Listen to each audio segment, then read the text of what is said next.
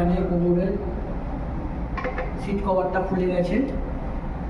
এটাকে আমি কীভাবে সেটিং করি এটা আজকে আপনাদের কাছে দেখাবো। প্রথমে আপনাকে কোমরের এই যে দুটো হোল আছে, এই দুটো হোল সমান সমান রাখতে হবে, তবে এটা ফিটিং হবে। আগে আমরা দেখে নেব কোথাটায় সেট হচ্ছে।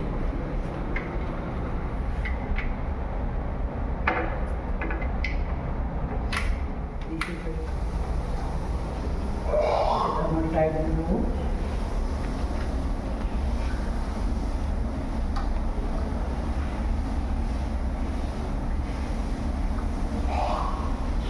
টাইট দেওয়া হয়ে গেল, এরপর আমরা এগুলো বসিয়ে দেবো আস্তে করে।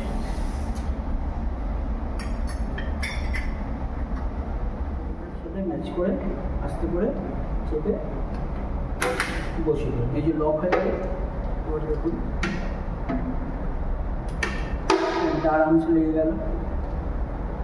ভিডিওটি ভালো লাগলে লাইক শেয়ার কমেন্ট করতে ভুলবেন না। ধন্যবাদ, দেখা হচ্ছে পরের ভিডিওতে।